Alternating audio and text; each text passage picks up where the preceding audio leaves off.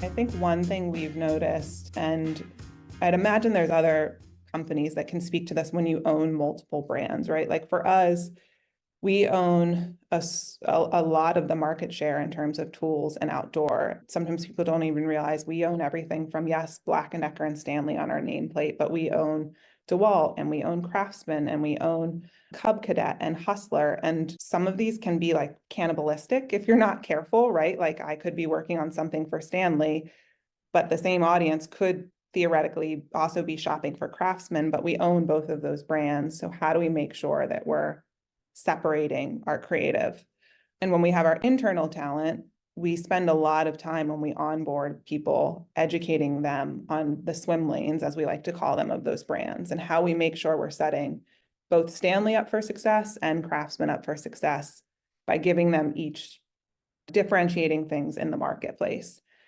That gets hard when you're pulling in freelance talent who doesn't have all of that background.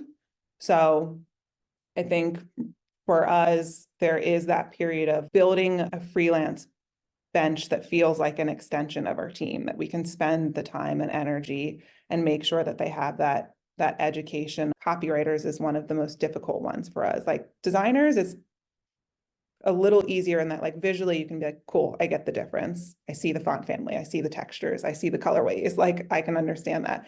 Copywriters, it's tricky to be like, tonally, how do I really immerse myself in this? How do I understand? There's a whole set of adjectives that we give to one brand exclusively, and we actually don't allow this other brand to use because we want to create that differentiation.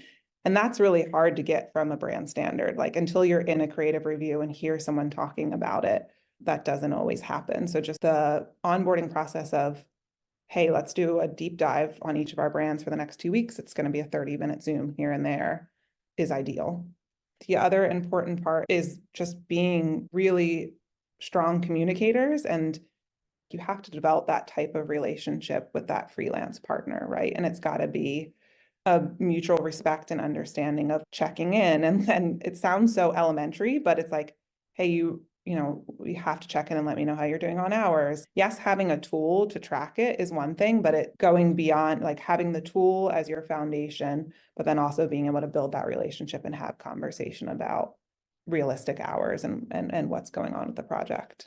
As much as you can make freelancers not feel like freelancers, is that a thing, right? It's like, again, we keep describing it as this extension of our team. And we like to say here, like, it's not a dirty word for us. It's not like there's an in-house versus out-of-house. It's these are just really great, unique talents and levers that we get to pull as needed.